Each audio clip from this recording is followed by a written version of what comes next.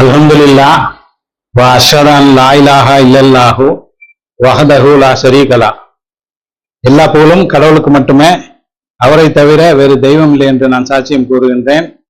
அவர் தனித்தவர், இணை துணை இல்லாதவர். அதாவது இந்த உலகத்துல 800 கோடி மக்கள் இருக்காங்க. அந்த 800 கோடி மக்கள்ல அவ்வளவு பெரிய மக்கள் தொகையில ஒரு சிறுபான்மையினரை கடவுள் தேர்ந்தெடுத்திருக்காரு. தேர்ந்தெடுத்து அவருடைய மார்க்கத்தை நமக்கு சொல்லி கொடுத்துருக்காரு. அவருடைய மார்க்கத்தை நமக்கு கொடுத்துருக்காரு. இவ்வளவு பேரெல்லாம் நம்மளை அவர் தேர்ந்தெடுத்திருக்காரு அப்படின்னா அதனுடைய முக்கியத்துவம் ரொம்ப மேலானது. கடவுள் நமக்கு அதை கொடுத்தது ரொம்ப மேலானது. அதுக்கு பொறுப்பு ரொம்ப அதிகம். அதுக்குண்டான பொறுப்பு நமக்கு அதிகம். அப்ப இவ்வளவு பேர்த்துல நம்மளை ஒரு தேர்ந்தெடுத்திருக்காரு அப்படின்னா அது எதுக்காக நம்மளுக்கு எல்லாமே சொல்றாரு கடவுள். நான் எதுக்காக இந்த பூமிக்கு நான் மனுஷனை படைச்சேன், எதுக்கு நம்ம வந்திருக்கோம், என்ன செய்ய போறோம், திரும்ப எங்க போக போறோம், எல்லாமே நமக்கு கற்றுக் கொடுத்துருக்காரு கடவுள். திரும்ப கடவுள்கிட்ட போறதுக்கு உண்டான வழிமுறைகள் அனைத்தையும் கற்றுக் கொடுத்துருக்காரு. என்ன சொல்றாரு கடவுள்? என்ன சொல்றாருன்னா, சோதிப்பதற்காகத்தான் நான் உங்களை படைச்சேன், ஜென்களையும் மனிதர்களையும் படைச்சேன் அப்படின்னு சொல்றாரு. அப்ப அந்த சோதனை எப்படி இருக்கும், அதை எப்படி கடவுள் கட்டமைச்சிருக்கேன் அப்படின்னு சொல்றாரு. அப்ப நம்ம எப்படி நம்மளுடைய வாழ்க்கையை எப்படி நம்ம வாழ்றோம் அப்படிங்கிற மாதிரி நான் இன்னைக்கு பார்ப்போம் இன்ஷா அல்லாஹ். 2:155 வசனம். அவுதுபில்லாஹி மினஷ் ஷைத்தானிர் ரஜீம். பிஸ்மில்லாஹிர் ரஹ்மானிர் ரஹீம். கடவுள் என்ன சொல்றாருன்னா, ஓரளவு பயம், பசி, மேலும் செல்வம், உயிர்கள் மற்றும் பயிர்களின் இழப்பு கொண்டு நிச்சயமாக நாம் உங்களை சோதிப்போம். உறுதியோடு இருப்பவர்களுக்கு நற்செய்தி அழியுங்கள் அப்படின்னு சொல்றாரு. அப்ப எதுக்கு நான் என் பூமிக்கு அனுப்பிச்சேன் அப்படிங்கிறத சொல்றாரு. சோதிக்கிறதுக்கு தான் அனுப்பிச்சேன் அப்படின்னு சொல்றாரு. அப்ப நான் எப்படி சோதிப்பேன் அப்படிங்கிற விஷயத்தையும் சொல்றாரு. எப்படி ஒரு 4-5 விஷயத்த சொல்றாரு. ஓரளவு பயம், அப்புறம் பசி, அதுக்கப்புறம் செல்வம், உயிர் மற்றும் பயிர்களின் இழப்பு கொண்டு நான் சோதிப்பேன் அப்படின்னு சொல்றாரு. இப்ப இந்த 4-5 விஷயமே நம்ம வாழ்க்கையில முழுமையா நம்ம அதை சுத்தியே தான் வாழ்ந்துட்டு இருப்போம். அதாவது பயமா இருக்கலாம், இல்ல பசி, இல்ல செல்வம், இப்ப உயிர்கள் மற்றும் பயிர்களின் இழப்பு. இப்ப பயிர்களின் இழப்புனா என்ன சொல்றது, பிசினஸ் லாஸா இருக்கலாம், இல்ல வேலையில ஏதாவது ஒரு பிரச்சனை, அதனால வருமான குறையெல்லாம் இருக்கலாம், இல்லைன்னா நல்ல வருமானம் வரலாம், வேற பக்கத்துல நமக்கு வேற ஏதோ ஒரு வழியில செலவு அதிகமாகி நஷ்டமாகலாம். அந்த மாதிரி எவ்வளவு விஷயங்கள் இருக்கு. அதான் இழப்ப சொல்றாரு கடவுள். அப்ப உயிர் அப்படிங்கிறது அது நமக்கு தெரிஞ்சதுதான். நம்ம அப்புறம் பசி, அதான் இது எல்லாமே எப்படி சொல்றான்னா, ஒரு நாள்லயோ 2 நாள்லயோ இல்ல 1 மாசம் 2 மாசத்துலயோ நடக்கிற மாதிரி சொல்லலை. நம்மளுடைய வாழ்க்கை முழுவதும் நம்ம பிறந்ததுல இருந்து நம்மளை இறக்குற வரைக்கும் உண்டான சோதனையா இது கட்டமைக்கப்பட்டிருக்கு அப்படிங்கிறத சொல்றாரு. அப்படி சொல்லிட்டு அவர் என்ன சொல்றாருன்னா, உறுதியோடு இருப்பவருக்கு நற்செய்தி சொல்லுங்க அப்படின்னு சொல்றாரு. உறுதியோடு இருக்கிறவங்களுக்கு நற்செய்தி இருக்கு அப்படிங்கிறத சொல்றாரு. அதுக்கு ஒரு அடிக்குறிப்பு கொடுத்திருக்காரு. எல்லா சந்தர்ப்ப சூழ்நிலைகளிலும் நாம் கடவுளை மட்டும் வழிபடுகின்றோமா என்பதை நிரூபிக்கும் விதமாக சோதனை வடிவமைக்கப்பட்டுள்ளது. எல்லா சந்தர்ப்ப சூழ்நிலைகளிலும் நம்ம கடவுளை மட்டும் வழிபடுறோமா, அதாவது நமக்கு சூழ்நிலை எப்படி வரும், சூழ்நிலையை எப்படி கட்டமைக்கிறேன் அப்படின்னு சொல்றாரு. அதாவது பசியை வச்சு கட்டமைக்கிறேன், பயத்தை வச்சு கட்டமைக்கிறேன், செல்வம், உயிர் இழப்பு, பயிர் இழப்பு, இந்த மாதிரி சுச்சுவேஷன் வச்சு நம்மளை கடவுள் சோதிக்கிறேன் அப்படின்னு சொல்றாரு. அப்படி சோதிக்கும் போது நம்ம கடவுளை மட்டும் வழிபடுறோமா என்பதை நிரூபிக்கும் விதமாக சோதனை வடிவமைக்கப்பட்டுள்ளது. அப்ப நம்ம நிரூபிச்சு ஆகணும். இந்த மாதிரி சுச்சுவேஷன்ல, இந்த மாதிரி வாழ்க்கை போயிட்டு இருக்கும்போது நம்மளுடைய ஒவ்வொரு விஷயமும், ஒவ்வொரு சோதனையிலையும் கடவுள் தான் வழிபட தகுதியானவர்னு சொல்லி நம்ம நிரூபிச்சே ஆகணும். அதுதான் இங்க நம்ம பூமிக்கு வந்திருக்கோம்.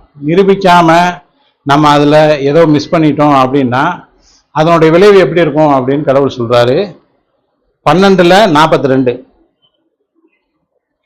காப்பாற்றப்பட இருந்தவர்களிடம் அவர் பின்னர் உமது எஜமானரிடம் என்னை நினைவு கூறுவீராக என்று கூறினார். இவ்விதமாக சாத்தான் அவரை, அவருடைய இரட்சகரை மறக்கும்படி செய்தான். மேலும் அதன் விளைவாக இன்னும் சில வருடங்கள் அவர் சிறைகளில் தொடர்ந்து நீடித்திருந்தார். அப்ப இது நமக்கு எல்லாத்துக்குமே தெரியும்.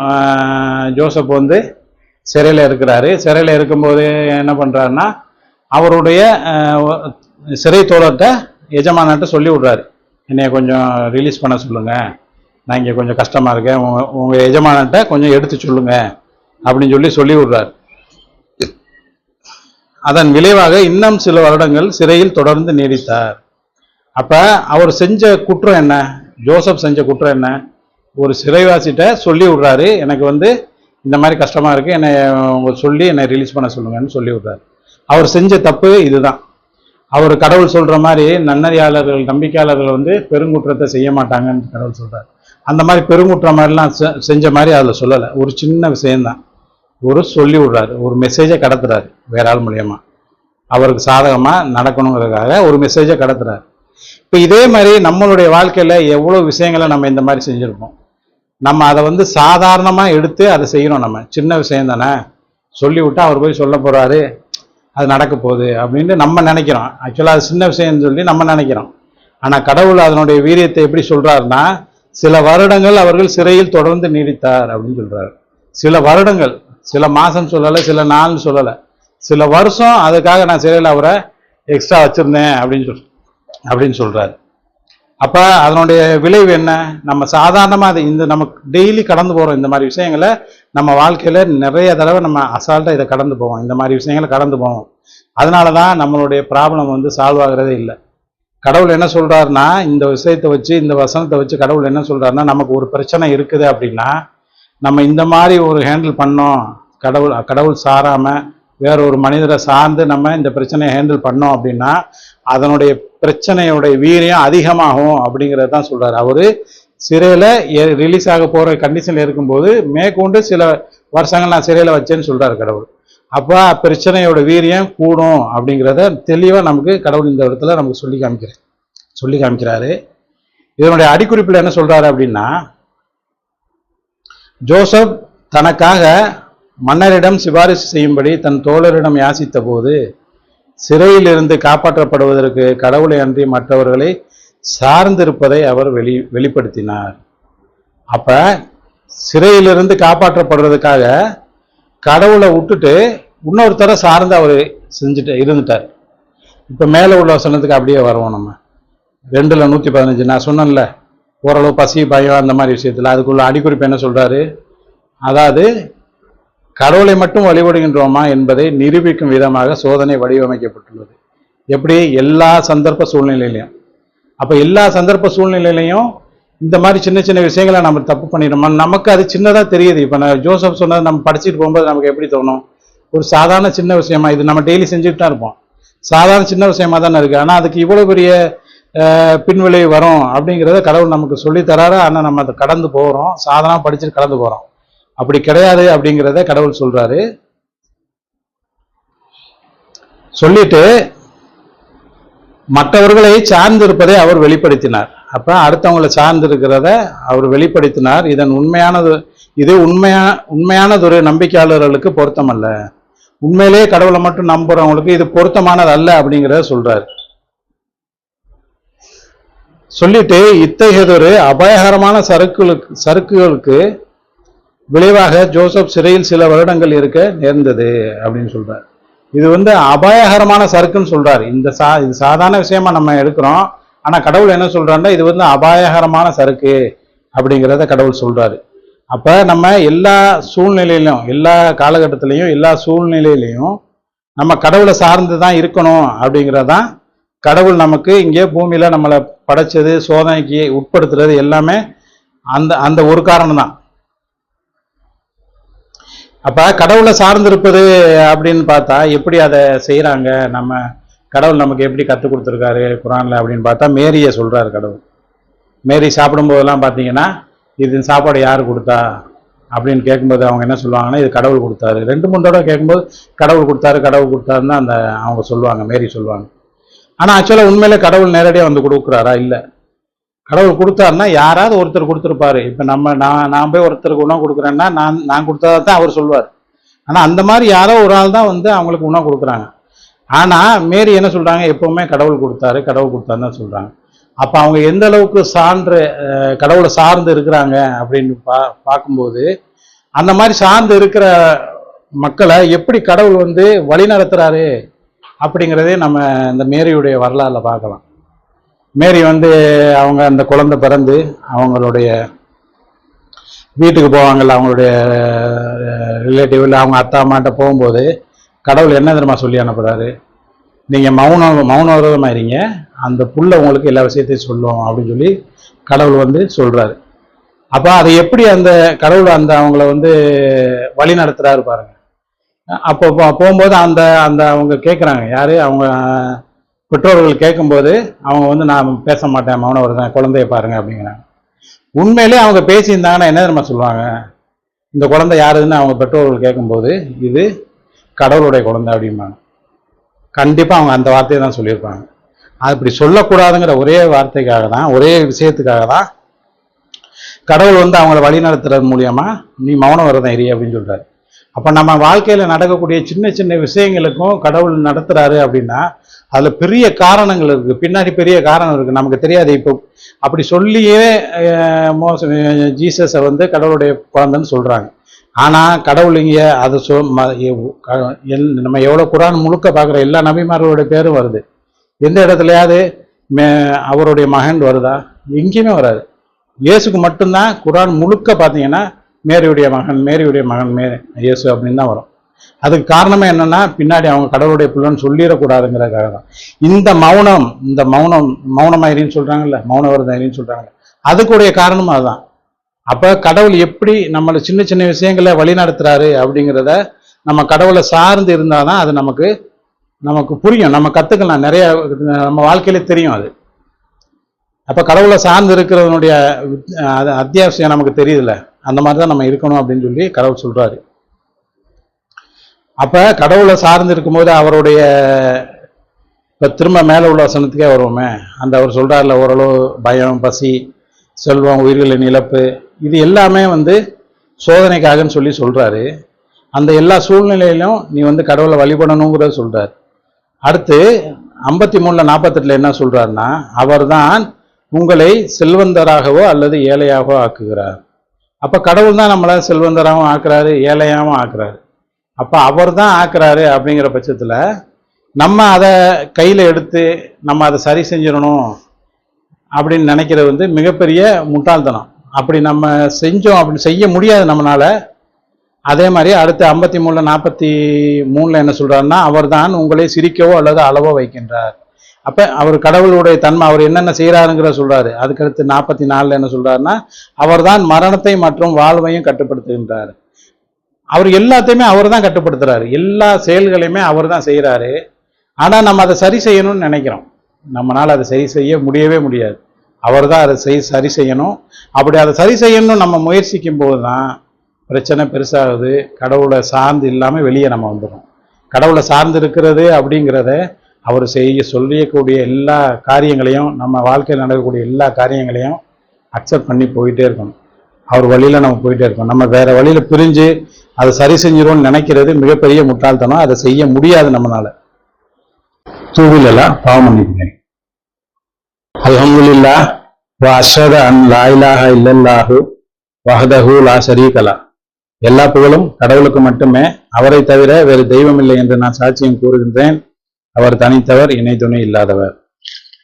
அப்ப நம்ம எல்லா சூழ்நிலையிலையும் கடவுளை சார்ந்துதான் இருக்கணும் அப்படிங்கிறது தான் கடவுள் நமக்கு கற்றுக் கொடுக்கிறது. அவருடைய சோதனை அப்படிதான் வடிவமைக்கப்பட்டிருக்குது.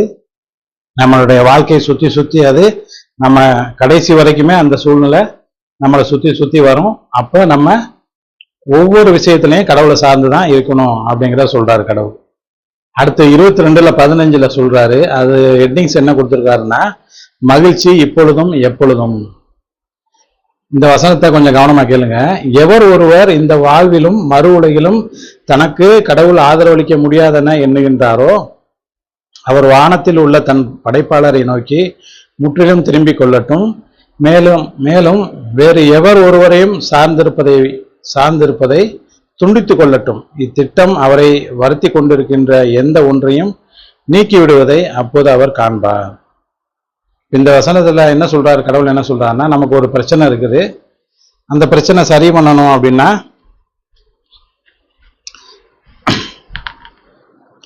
அந்த பிரச்சனையை சரி பண்ணணும்னா கொஞ்ச நாளைக்கு யார்ட்டையும் பேசாம தனியா இருந்து நம்ம கடவுளை மட்டும் பிரார்த்தனை பண்ணிக்கிட்டே இருந்தமாக்கும் அது கொஞ்சம் கொஞ்சமாக நம்மளை நீங்கிரும் அப்படின்னு தான் நான் இவ்வளோ நாள் நினச்சிட்டு இருந்தேன்.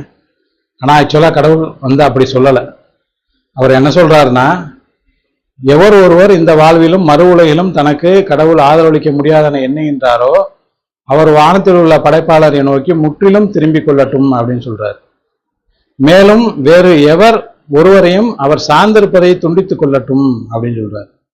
இத்திட்டம் அவரை வருத்தி கொண்டிருக்கும் எந்த ஒன்றையும் நீக்குவதை அப்போது அவர் காண்பார். அப்ப கடவுள் என்ன சொல்றாருன்னா, அந்த பிரச்சனை முடிஞ்ச உடனே நம்ம நார்மல் வாழ்க்கைக்கு வந்துடலாம் அப்படின்னு தான் நம்ம நினைச்சிட்டு இருந்தோம் எவ்வளவு நாளா. ஆனா கடவுள் அப்படி சொல்லலை. நீ வாழ்க்கை பூரா இப்படிதான் இருக்கணும் அப்படின்னு தான் சொல்றாரு. நான் எப்படி வாழ்க்கை பூரா இப்படிதான் இருக்கணும்னு சொல்றாரு அப்படின்னு நான் இந்த வசனத்தை வச்சு சொல்றேன் அப்படின்னா, அதனுடைய தலைப்பை பாருங்க, மகிழ்ச்சி இப்பொழுதும் எப்பொழுதும்.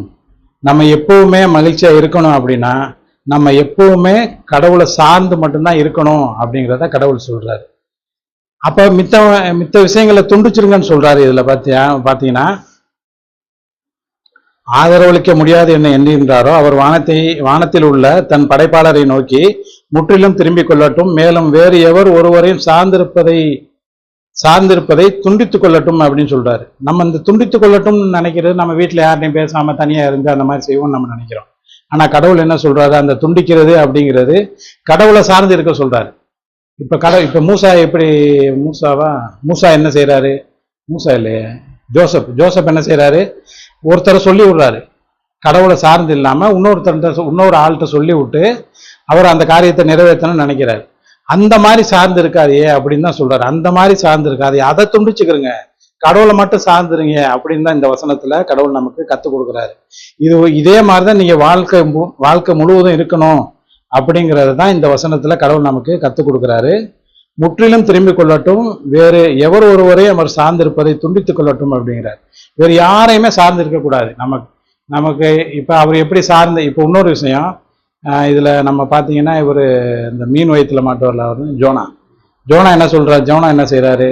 கடவுள் நமக்கு ஆதரவளிக்க முடியாதுன்னு சொல்லிட்டு தப்பிச்சு போறாருன்னா அவர் என்ன நினைக்கிறாருன்னா, கடவுள் நமக்கு ஆதரவளிக்க மாட்டாரு, நம்ம தப்பிச்சு நம்ம போயிடும் அப்படின்னு நினைக்கிறார். ஆனா அதன் விளைவு என்ன? கடைசியில் அவர் போய் பெரும் கஷ்டத்துல மாட்டுறாரு. ஒரு இதுல போய் மாட்டுறாரு. அந்த வசனத்தை படிக்கிறேன். சுமை நிரம்பிய கப்பலின் பால் அவர் தப்பிச் சென்றார், அவர் கலகம் புரிந்தார், மேலும் இவ்விதமாக நஷ்டவாளிகளுடன் சேர்ந்து கொண்டார். அப்ப அவர் என்ன நினைச்சாரு? மனசுலதான் நினைச்சாரு.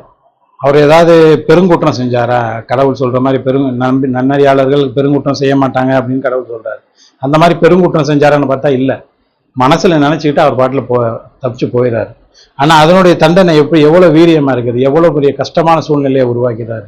நம்ம நினைக்கத்தானே செய்யறோம், நம்ம ஒன்றும் செயல்படலையே, நம்ம பெருங்குற்றத்துல எதுவும் செயல்படலையே, சும்மா சாதாரண மனசுல தானே நினைக்கிறோம் அப்படின்னு நினைக்கிறோம். ஆனா மிகப்பெரிய தவறு. கடவுள் முழுக்க எல்லா இடங்கள்லையும் சொல்றது நம்மளுடைய எண்ணங்கள் தான். எண்ணங்களை சரியா வச்சுக்கல அப்படின்னா நமக்கு அடி விழுந்துகிட்டே இருக்கும். அதே மாதிரி நம்பிக்கையாளர்கள், அதாவது இந்த பின்னிணைப்புல கற்புன்ற ஒரு இது இருக்குது, 34வது இது. அந்த கற்புங்கிற ஒரு இதுல கடவுள் என்ன சொல்றாருன்னா, உண்மையான நம்பிக்கையாளர்களின் மகன்கள் மற்றும் மகள்களுக்கு மகிழ்ச்சியானது அவர்களுடைய வாழ்நாள் முழுவதும் கடவுளின் சட்டங்களை பின்பற்றுவது மற்றும் அவர்களுடைய கற்பை பாதுகாப்பதை சார்ந்தே உள்ளது. அப்ப ஒரு நம்பிக்கையாளர்களுடைய பிள்ளைகள் அவங்க வாழ்நாள் முழுவதும் சந்தோஷமா இருக்கணும் அப்படின்னா கடவுளுடைய சட்டங்களை அவங்க வாழ்நாள் முழுவதும் சரியா கடைபிடிக்கணும் அப்படிங்கிறார். கடவுளுடைய சட்டம் என்ன அப்படின்னா, கடவுளை சார்ந்து இருக்கிறது தான். அடுத்தவங்களை சார்ந்து இருக்கிறத கடவுள் ஒருபோதும் அனுமதிக்க மாட்டார். அடுத்தவங்களை சார்ந்து இருந்த காரணத்தினாலதான் நம்ம சாத்தானை நம்பி இங்க பூமிக்கு வந்தோம். அங்க நம்ம கஷ்டப்பட்டுட்டு இருக்கோம். அப்ப கடவுள் என்ன சொல்றாருன்னா, கடவுள் நம்பிக்கையாளர்கள் துக்கப்பட மாட்டார்கள் அப்படின்னு சொல்றாரு கடவுள். அப்ப நமக்கு சோதனை எல்லாம் நடக்கும்போது நம்ம என்ன துக்கப்படாம இருக்கோமா? நமக்கு கடவுள் எவ்வளவு எல்லாத்துக்குமே ஒவ்வொரு சூழ்நிலையில ஒவ்வொரு கஷ்டங்கள் இருக்கதான் செய்யும். ஆனா கடவுள் என்ன சொல்றாரு? நம்பிக்கையாளர்கள் துக்கப்பட மாட்டாங்க அப்படின்னு சொல்றாரு. அப்ப துக்கப்பட மாட்டாங்கன்னா அவங்களுக்கும் அது ஆக்சுவலா இருக்கும். அவங்க என்ன செய்வாங்கன்னா, கடவுள்கிட்ட பொறுப்பேற்படுத்திட்டு அதை மறந்துடுவாங்க, அந்த துக்கத்தை மறந்துடுவாங்க. அதுதான் கடவுள் நமக்கு கத்துக் கொடுக்குறது. துக்கங்கிறது என்ன, நம்ம அதை சரி செய்யணும்னு நினைக்கிறோம் பார்த்தீங்களா, அதுதான் துக்கமா மாறுது. அது சரி செய்யணும் இப்ப நினைச்சுக்கிட்டு அதன் பின்னாடியே ஓடுறது. ஓடிட்டு அதை எப்படி பண்ணலாம் அப்படி பண்ணலாம், அவரை பார்க்கலாம் இவரை பார்க்கலாம், இதை செஞ்சு செஞ்சு சரி பண்ணிடலாம், இந்த பணத்தை ஏற்பாடு பண்ண இதை சரி பண்ணிடலாம் இப்படின்னு நினைக்கிறேன் பார்த்தீங்களா. இதுதான் அது மேற்கொண்டு துக்கத்தை கொண்டு வரும். ஆனா கடவுள் என்ன சொல்றாருன்னா, நம்பிக்கையாளர் துக்கப்பட மாட்டார்கள் அப்படின்னா கடவுள்கிட்ட நம்ம பொறுப்பேற்படுத்திட்டா அவர் அதை சரி பண்ணிடுவார். அப்ப துக்கப்படுறதுக்கு இங்க நமக்கு வேலை இல்லை. அதைத்தான் கடவுள் நமக்கு கத்துக் கொடுக்குறாரு. அப்ப நம்பிக்கையாளர்கள் துக்கமடைய மாட்டார்கள் அப்படின்னு சொல்லி கடவுள் நமக்கு சொல்றாரு. அப்ப நம்ம துக்கம் அடைகிறோம் அப்படின்னா நம்மளுடைய சூழ்நிலை எப்படி இருக்கும் தெரியுமா? நம்ம துக்கம் அடைஞ்சா கடவுளை மறந்துடும்.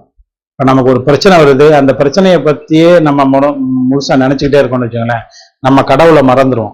ஒரு நாளின் பெரும்பகுதி யாரு கடவுளை, அதாவது யாரு எதை நினைக்கிறாங்களோ அதுதான் உங்க கடவுள்னு சொல்லி நமக்கு கடவுள் கத்துக் கொடுக்குறாரு. ஆனா நம்ம துக்கத்துல ஒரே விஷயத்த இல்லை அந்த பிரச்சனையே நினைச்சு யோசிச்சுக்கிட்டே இருந்தமாக்கும் நம்ம கடவுளை மறந்துடுவோம், அந்த பிரச்சனையே கடவுள் ஆக்கிரும். அப்ப கடவுள் துக்கமடைய மாட்டான்னு சொல்றது இதைதான் சொல்றாரு. அவங்க கடவுள்கிட்ட பொறுப்பேற்படுத்தினாங்க, பொறுப்பேற்படுத்திட்டு அவங்களுடைய வாழ்க்கையை எப்போதும் போல நார்மலா போயிட்டே இருக்கும். கடவுள் அதை சரி செய்வார். அதே மாதிரி அந்த பிரச்சனையை சரி செய்யணும்னு நம்ம ஒருபோதும் நினைக்கவே கூடாது. சரி செய்ய நம்மளால முடியாது, அது கடவுள்கிட்ட தான் கொடுத்துடணும், கடவுள் அதை பார்த்துக்கிடுவாரு. அதே மாதிரி எண்ணங்களை பத்தி கடவுள் என்ன சொல்றாரு அப்படின்னு பார்த்தா, இப்ப இந்த மேல் வசனத்துக்கே வருவோமே, அதாவது ஓரளவு பசி, செல்வம், உயிர் மற்றும் பயிர்களின் இழப்பு கொண்டு சோதிக்கிறேன் அப்படின்னு சொல்லி சொல்றாருல. இந்த சோதனை எல்லாமே பார்த்தா அதுக்கு அடிக்குறிப்பில் என்ன சொல்றாரு, எல்லா சந்தர்ப்ப சூழ்நிலையிலும் கடவுளை மட்டுமே வழிபடுகின்றோமா அப்படிங்கிறத நிரூபிக்கணும் அப்படின்னு சொல்றாரு, நிரூபிச்சு காட்டணும்னு சொல்றாரு. அப்ப அந்த நிரூபிக்கணும் அப்படிங்கிறது எப்படி? இது எல்லாமே செயல்பாடு சம்பந்தமாவே கடவுள் எங்கேயுமே பேசல, எல்லாமே எண்ணங்கள் சம்பந்தமாவே தான் பேசுறாரு. எண்ணங்கள் சம்பந்தமா தான் ஒரு கடவுள் நம்மளை பேசுறாரு. இப்ப எப்படி சொல்றாருன்னா, பொறுமையும் மற்றும் மன்னிப்பையும் மேற்கொள்வது குணத்தின் மெய்யான பலத்தை பிரதிபலிக்கின்றது. அதாவது 42 43 கடவுள் சொல்றாரு, பொறுமையும் மன்னிப்பும் மெய்யான பலத்தை நிரூபிக்குது அப்படின்னு சொல்லி சொல்றாரு. அப்ப மெய்யான பலம் அப்படிங்கிறது என்ன? கடவுளை சார்ந்து இருக்கிறோமா இல்ல வேற ஒண்ணு சார்ந்து இருக்கிறோமா? நம்மளை வெளிப்படுத்திடுவேன்னு சொல்றாரு. நீ யாரு? நீ கடவுளை சார்ந்து இருக்கிறியா இல்ல இன்னொருத்தனை சார்ந்து இருக்கிறியா? நான் உன்னை வெளிப்படுத்திடுவேன், அதுதான் உன்னோட மெய்யான குணம் அப்படிங்கறத நான் வெளிப்படுத்திடுவேன்னு சொல்றாரு. அப்ப அது எதுல இருக்குன்னு சொல்றாருன்னா, பொறுமையுடன் இருக்கிறதுலதான் இருக்கு அப்படின்னு சொல்றாரு.